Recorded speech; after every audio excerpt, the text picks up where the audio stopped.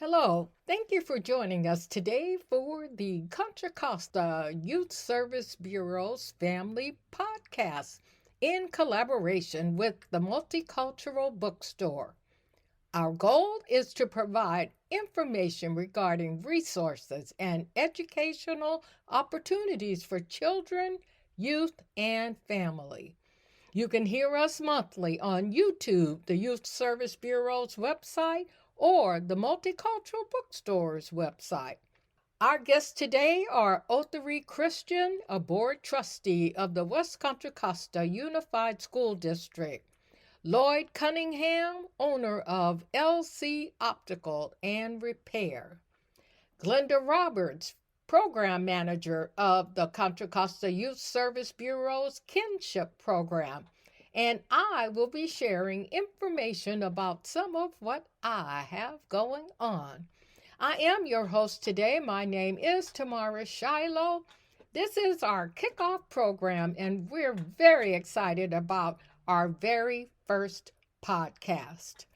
Our first guest is Mr. Othari Christian, board trustee of the West Contra Costa Unified School District. Thank you for joining us today.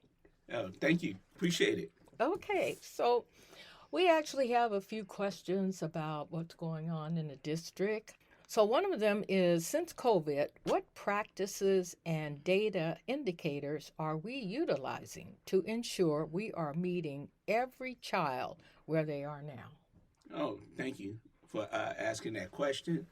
Since COVID has changed the landscape of our school system, and a lot of our students stopped coming. But what we're doing is the outreach, case management, connect with individuals, with families to see what the needs are and that what we can do to help our students to become successful coming out of this pandemic.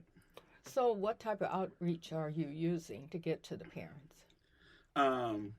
What we're doing is we're connecting, we're calling, we're reaching out to individuals, and basically what we're doing is we really putting our resources that's geared towards helping our young people. Like if you're dealing with mental crisis or mental things or dealing with issues, we want to make sure that they get those resources in order for them to be successful. So, is there a special committee for this project? Are you sending out emails? We are sending out emails. We are sending out information that's get to the homes to bring about awareness, so people will have the resources to know that the resources are there to use. Oh, okay. So, is there an email where people can send requests for information? So, anyone that's listening today, where should they go to find that information or provide that information? You come to the school district. Oh, to the school district. Okay.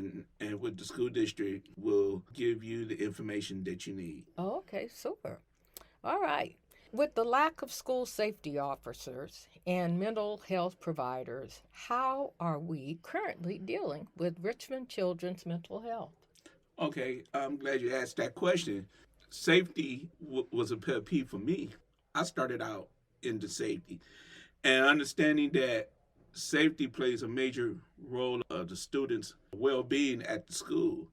And so you have to have individuals that care, people that's in position to work to really make sure that nobody's being bullied, people making sure, that everybody keep their ears, listening to things that might come up where you could deal with those issues right away. Okay, so how are we actually helping with the safety issues? I mean, what are we doing?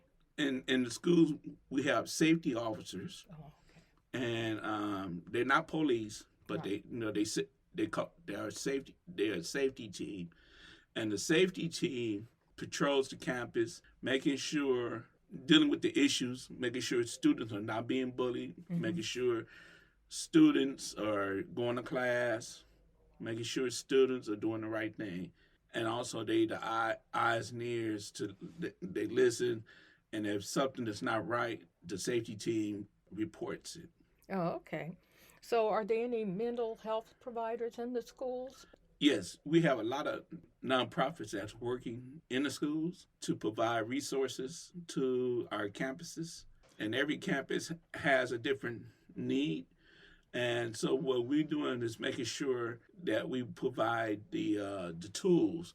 We have a lot of nonprofits that comes in to provide services for our young people, and from there, our young people get the services and the things that's going to help them go to the next level. Oh, okay. So, if there's a parent listening with a child with mental health needs, then they can just go to the office at their school and get the information they need Yes, to assist their children with mental health yes. issues. Okay, super. So, what additional supports are teachers getting in regards to mental health and active shooter situations? The teachers are receiving active shooter training, Okay.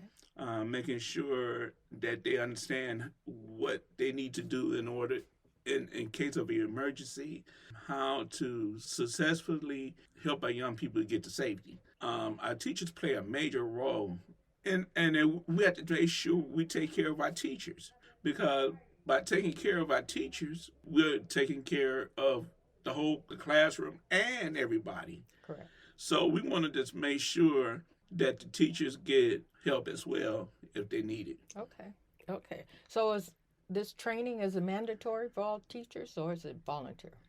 The training is, I would say, is mandatory because they need to go through the active shooter training, Okay. so they can understand the process of what they need to do. So everybody has to play a role. Exactly. Okay, so on another subject, there's plans to open an Afrocentric school focusing on African American culture, history, and language. How do you see the district supporting that project? Yeah, that right there. Everybody has a culture. Everybody has a background, and it's very important that everybody know their culture and their background to be able to understand who they are as a person, as an individual, and everybody should be able to experience cultural awareness, and from there to be empowered. That's very true. But this school will be focusing mainly on the African American culture, history, and language. So we're looking at creating a school just like the Mandarin is a school for Mandarin, it's a magnet school, and Washington is a dual immersion Spanish school. So we would like an African American culture and history schools. Is this something that the district would be welcoming to, as long as I guess we follow the steps and procedures to get that done? Yeah, following the steps and the procedures and the guidelines. And so you can see that the district would be welcoming to an Afrocentric Yes. school. Okay, super. In that same thought, so in regards to sustainability, in other words, making sure that that school stays open and healthy, what would you recommend that they do consistently? Through that, I would say, you will have much training, and you will have much involvement in the building process. So you have to stay connected, and by looking at our young people are kings and queens, and far as looking at, they have the knowledge, the capabilities to make it happen. And so to keep the school open and make sure there are no problems, how do we stay open? I mean, what do you recommend in order for us to be successful and remain open? At this moment, I'm basically, would look at, because you're looking at the dynamics of keeping things, open, keeping things moving, keeping everything moving or floating. You want to be more vibrant, and by keeping it open will help push our students in the right direction. Super. Well, thank you. Do you have anything to add from the school board? Yeah, I just say I appreciate being here today, and thank you for allowing me to come to say a few words pertaining to the education area of our school district, West Contra Costa Unified School District. And we have a lot of challenges, but we got to stay focused and keep moving in the midst of our challenges. Exactly. Well, we do want to thank you for joining us today, Mr. Arthur Reed Christian, who is a member of the West Contra Costa School Board. Thank you. Our next guest is Mr. Lloyd Cunningham of LC Optical and Repair. He does frames and lenses. So, Lloyd, tell us a little bit or a lot about your business and what you do. Well, thank you for having me today on your podcast. Thank you very much. Yes, this is a good thing. Well, what I do? I'm a licensed optician with the state board, American Board of Opticianry. I do eyeglasses and I do repairs. Now, what I found out is a lot of folks have eyewear. Sometimes they're broken, temples, screws, all of that. Sometimes something is missing, emergency. That's what I do. I help to fix that. Sometimes some things can't be fixed, but we also are able to put your existing lens into a new frame. And sometimes, in a lot of cases, we can get you a pair of glasses within an hour. So we do things like that for our customers. Within an hour? Yes, some things, not all things, but some things we can. And in emergency, we can get you a pair of single vision distance glasses if you need to drive somewhere and, you just you sit on it. Sometimes folks will be putting their whatever on and they sit their glasses down on the bed and then sat down right back on the glasses and they got to go somewhere. They can't see. I know, you're right. You're right. Yeah, that happens. Okay. And so we also do children's eyewear. We like doing that. What we've noticed is that children sometimes, it's difficult for them in learning situation because of the fact they can't see. But one of the issues we find is that they don't know that they're not seeing correctly because that's the way they used to seeing. And a lot of them don't have their eyes checked. And so we provide services for children for eyewear. We don't do exam in our location, but we definitely can, find a doctor to do the exam. And the examination is good. It's just like to see their faces light up when they get their new eyewear and realize that, oh, there's actually leaves on those trees. They're not. It's not a clump of bushes. Oh, my. Yes. So how long have you been in business? This particular location is brand new. We're here maybe about 2 months in this area. But I've been in the business for over 40 years. Okay. I've been in the West County area. Had a store out there for about 20 years.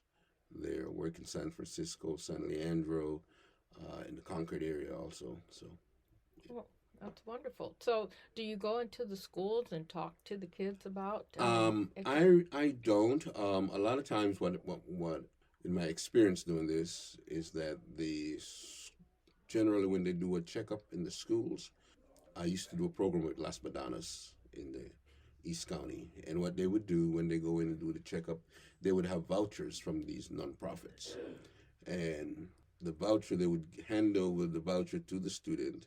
They would take home to their parents or what have you. If they notice that there is a need or they're having an issue with seeing or they're not too sure, and then they would come in and then we would have a doctor give them an eye exam. And if they need eyewear, we would provide the eyewear. Oh, okay. So what is it that you recommend people do to continue to have healthy eyes? Well, for healthy eyes, what do I recommend for that? It's your screen time is important. When you're using your computers, your cell phones, it's best to, and if you're in your office, it's best to, when you're looking at something, to look away from whatever you're working at in intervals. Every 5 minutes or so, you look up, focus on something across the room. Because what happened is, like, if you ever held something in your hand in a set position for a while, you notice that your hand cramped up, and when you try to open your fingers, it's difficult. Well, the same kind of muscles basically is in the eye. And what happened is that when you focus, those muscles inside of the eye, they contract to tighten up the or lengthen the lens on the inside. And they hold that position, whatever you're looking at, and it stays there. And if you don't release that pressure, it stays there. And when you open your eyes again, it's not as flexible. And as you get older, we find that the lens on the inside also grow annually. Okay. And because of that, it becomes harder. When I say grow, it doesn't get bigger, but it get layers. And the layers, that's where cataracts comes in. Okay. Yeah. Okay. I'm on the computer all day, and so that's something that I now have to remember because I do find myself when I'm working on something, I am staring at it forever. So now I have to remember to kind of to rest my eyes for a minute or two, right? Correct. Right. Correct. Okay.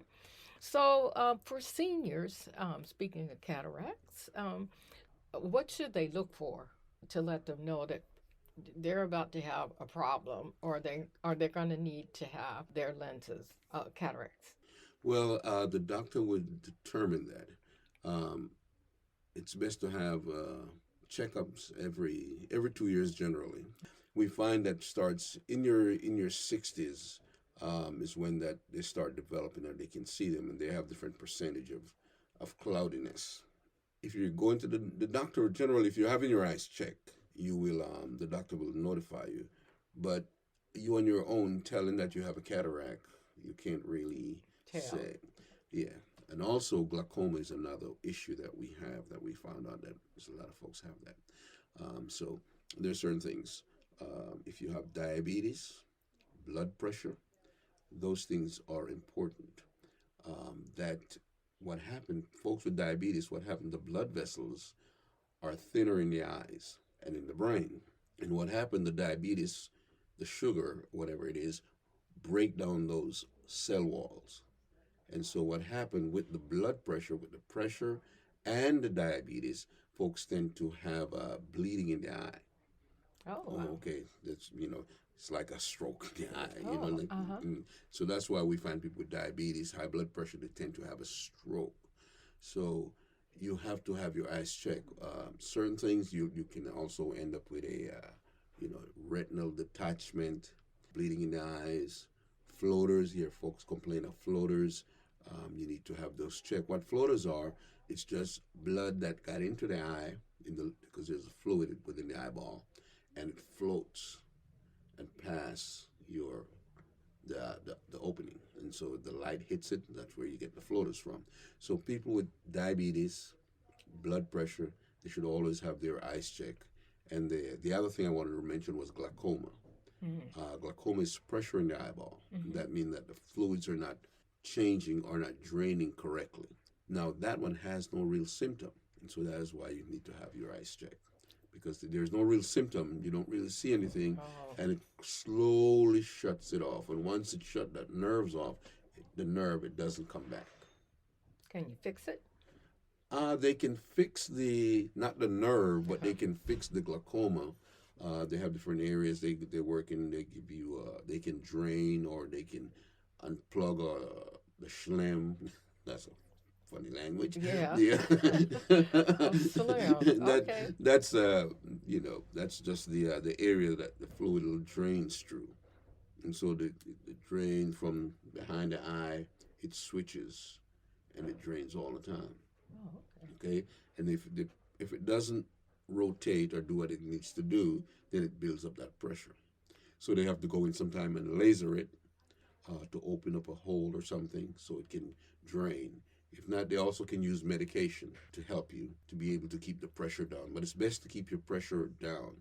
When you get into the 20s, then you are in real danger. Oh, okay.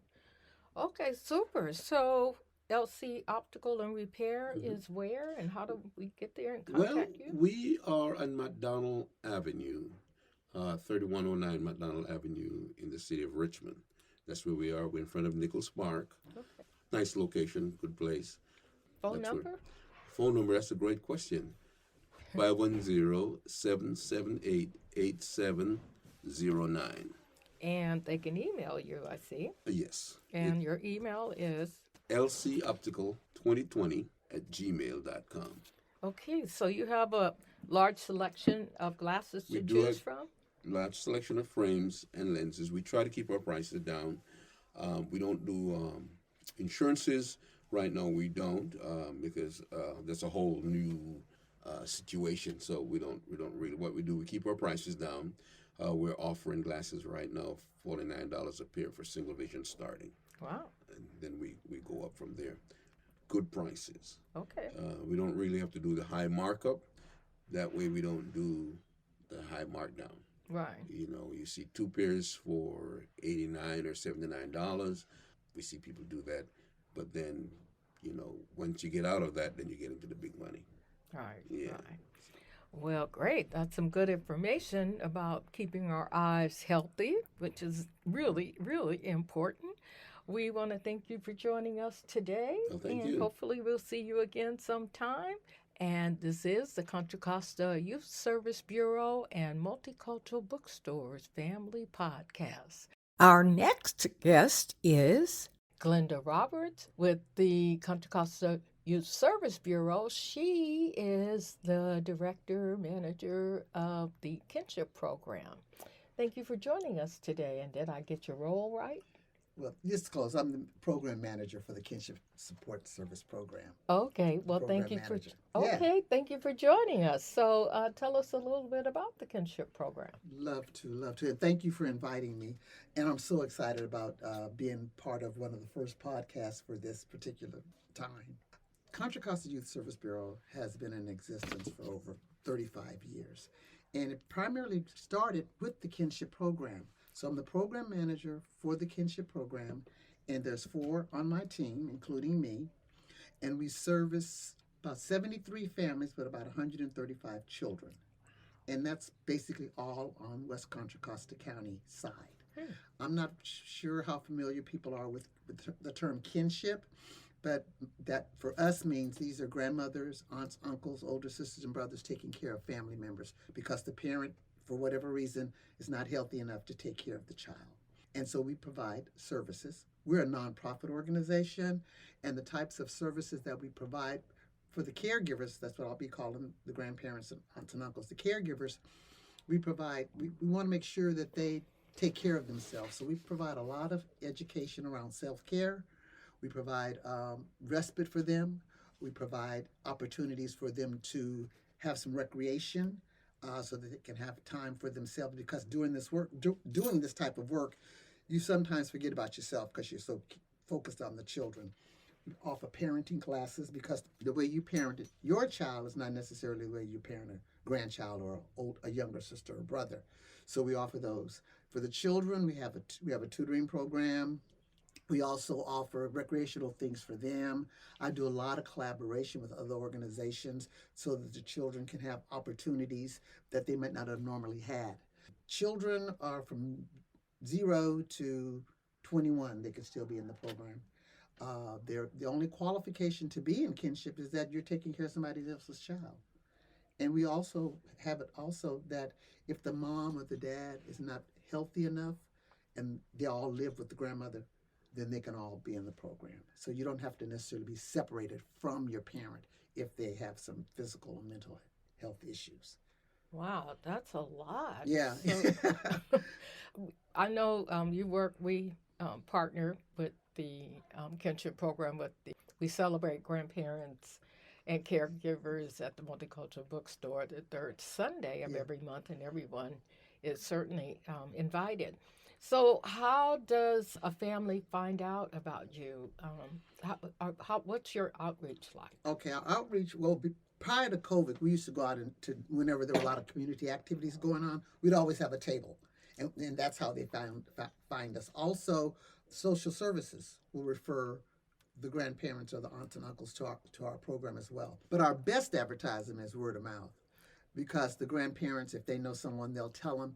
And that's why I say it's our best, because they'll tell the truth about us, what's good, what's working, what's not working, what's challenging for them being in the program versus us being challenging to them. So they give the real deal about my program. That's my best advertisement. Super. Yeah. So, what events do you have coming up for the remainder of the year? And this is all year, so it doesn't have anything to do with the school No, it doesn't. time. So, what you have any events coming up? Well, thanks for asking because we do on the 30th of this month. There's this organization called Ward Boy Project, and they're having a symposium at De La Salle High School in Concord. We got a hold of that information, and I asked my family. So now we're going to rent a bus because we're going to try to take at least maybe 40 people. That's including the child and the parent.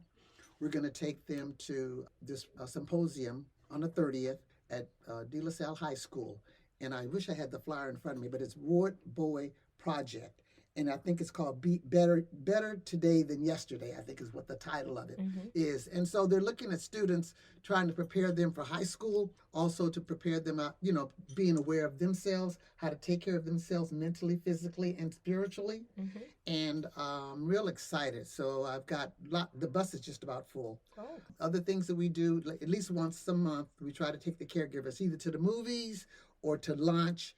And with the children, like we're going to go next Friday, we're going to go to Pogo Park here in Richmond, and we do a family day. So we're going to have, and then we just purchased some books from your multicultural bookstore. So we're going to be giving those away as door prizes for the family outing next week. Oh, yeah. Super. Yes, That's great. yes. So, are all your events free to the family and children? Everything is free. Okay. It's not income based, none of that. The only qualification is that you're taking care of someone else's child. Okay. Yeah. And you provide transportation for all your events as well? That's outside of the Well, area? sometimes like this big event is pretty large, so we want a lot of children to go. So we did rent a bus. Normally we don't. We do like if I have a small group, maybe 6 or 7. We were doing a youth hanging out, and I took 6 of them because we have our own little company SUV. So I've taken them small groups, but this is the first time we've done on a larger scale, taking them somewhere. So we said it was approved to get a bus. I'm real excited about this. Super. Yeah. So you said tutoring for the kids, you offer that as well? Did Yes. you say? So yeah. what kind of tutoring for students? Well, they bring their homework, and Julia, on Tuesday she does elementary, and on Thursday she does middle school to high school. And so whatever they bring, that's what she helps them with. If they got a project going on. It's kind of an intimate group. Right now it's no more than about 5 kids at each session. So it's a small intimate group where she and her husband does volunteer work, and he helps us with the tutoring. Okay. Yeah. So are you ever seeking volunteers to help? Oh, yes, we love to have volunteers. Yeah, we do. Oh, okay. So Yeah. they just contact the Youth Service Bureau and Yes. you for the kinship program if that's what they're interested in. Absolutely. Oh, Absolutely. okay. They contact us. And then Marina Brown is program developer. And so I would probably connect them with her because with working with children, sometimes you have to have live scans and things like that. Oh, So okay. she's my point person if I'm getting volunteers. Oh, okay. Yeah. Okay. Well, that's super. Mhm.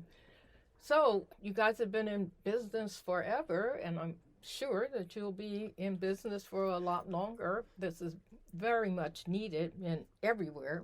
Is there anything else you'd like to add that's going on, or if not, we're good. I think I've covered everything. We do put out a monthly calendar to our families so that they can kind of know what's going on.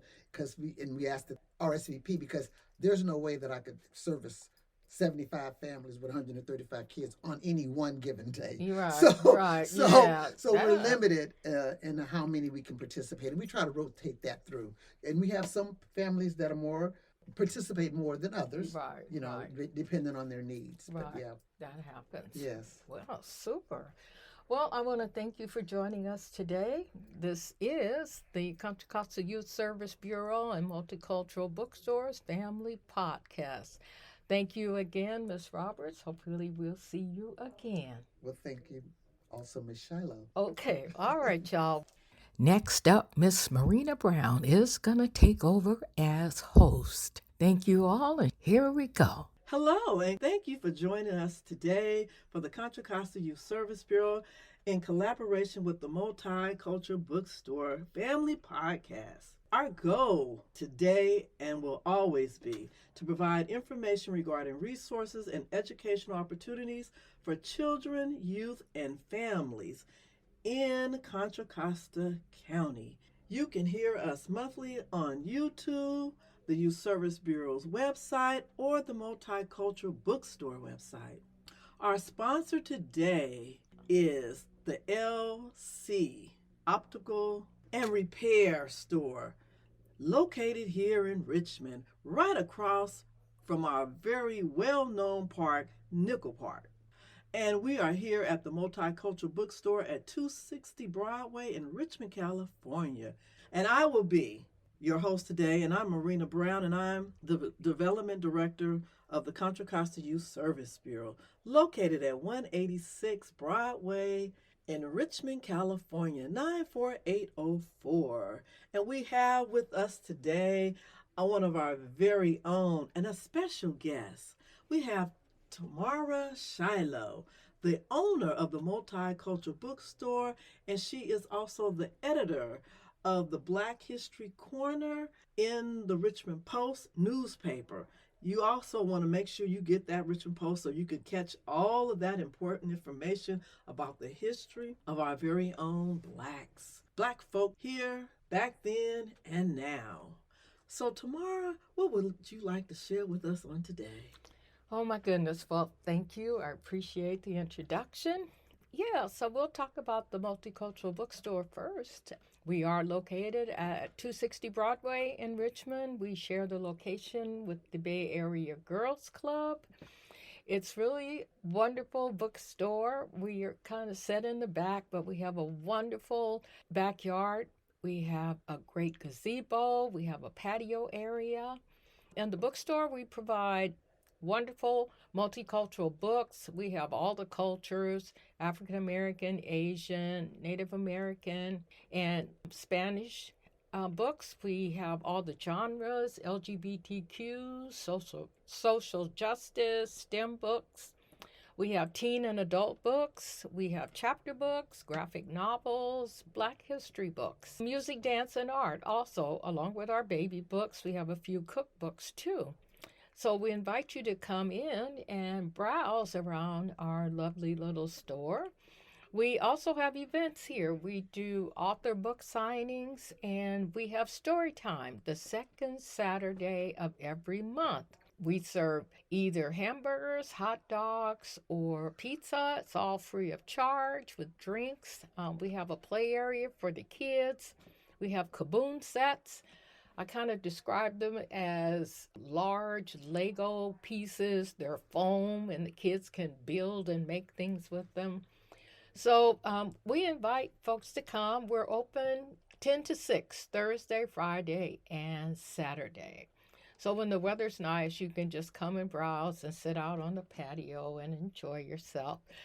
We have other types of events. As a matter of fact, right now, I am doing a crowdfunding campaign because I have enough space in the back where I can expand the bookstore and provide more books, and all of our events can happen actually in the store with the books. Like story time can be in the store.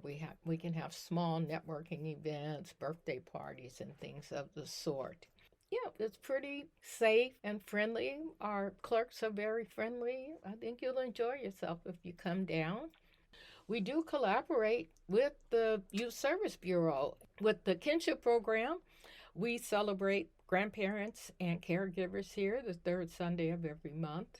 We've done actually a lot with the Youth Service Bureau. They're kind of like family with the Multicultural Bookstore, actually.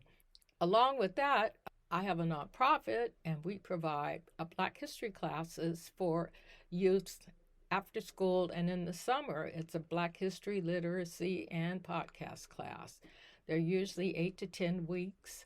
The children learn about 6 to 8 people, and at the end, we do a mock interview of the folks that they learn about. So someone either from the community or another student will pretend to be whomever it is they learn about, like Madam C.J. Walker, for instance, and then the student would ask her a few questions. So that's a fun thing that we do. Right now we're at Nevin Community Center, Shields Reed Park, RPAL, and at the Richmond Rec Center. And I guess lastly, I would like to share that I have created a Black History course for educators. I teach them how to teach Black history all year long instead of just February. And the class now, I have to say, I'm happy to say, rather, it has been picked up by Union Institute and University. So now the class is online, and you go to their website and you can pick up the class. I don't know the exact website address, but anyway, it is online, it is accredited. So if a teacher takes the class, they get 3 CEUs for doing so. So we were really happy that happened. And if you need more information about that, you can just email me at tamarashiloh@gmail.com. And to get back about the bookstore, you can also buy the books online at the multiculturalbookstore.com, and you can email us at the multiculturalbookstore@gmail.com. And as Marina said, I do write the Black History column for the Post newspaper. It's a weekly column. Yeah, I provide a little information about our history. I really enjoy doing it. And I also have a podcast. It's called Once Upon a Time in Black History. And you just go to that website, onceuponatimeinblackhistory.com. So I guess that was a mouthful. I'm on the board of YSB, by the way, so I'm really excited about being part of that family. Thank you, Tamara, for sharing. You shared a wealth of information with us, and your bookstore is a jewel that is hidden in the beautiful neighborhood and the city of Richmond, California. Do you plan on doing any other things with your educational experience? What about taking it to a classroom for our children and youth? Well, actually, I do, when asked, I'll go into a class and read a book, do a story time. I forgot to add that I am an author. I write children's books about Black inventors and scientists. It's going to be a 7-book series. I published the first 2. Jackson Adventure with Black Inventors and Scientists, and the other one is Jackson and Kevin's Black History Trip Downtown. So you can, of course, buy those in my bookstore or online, actually. I'm always available to do any projects. We will take the books and do book fairs at schools if they need. We'll do a literacy program in the schools. Yes, I enjoy working with schools and kids. We give books away all the time. During story time, we always give books away. When the authors are here, we try to give their books away as well. Yeah, I can't think. Oh, yeah, June 3rd, the House of Helping Hands. We're having a community barbecue here. It's June 3rd. It's free of charge, and there's going to be barbecue and jumpers for the kids, cotton candy. She has all sorts of things, and so that'll be a fun event, and that is June 3rd here at 260 Broadway, Richmond, California. So, Tamara, are you the only bookstore in Richmond, California at this time? Actually, I am. I'm the only bookstore in the surrounding areas also. I guess what sets us apart is it's a multicultural bookstore. And so from Vallejo to El Cerrito, where Barnes & Noble is, yep, I'm it. So you don't have to drive so far. You can just come here if you live in the area. And congratulations. We always need jewels. Jewels, jewels, jewels. Nothing like valued resources in our community. And it's just a joy in knowing that we can share this information with our listeners. And also we are selling ads or sponsorship. And we do have the Davis Chapel CME Church Missionary Society that have purchased one of our ads at $25. And we want to say thank you. We give a shout out to them for all the great work that they're doing and supporting both the Multicultural Bookstore as well as the Contra Costa Youth Service Bureau and our community at large. We want to thank you for listening to the Contra Costa Youth Service Bureau and the Multicultural Bookstore Family Podcast. We just like to thank all of our guests on today.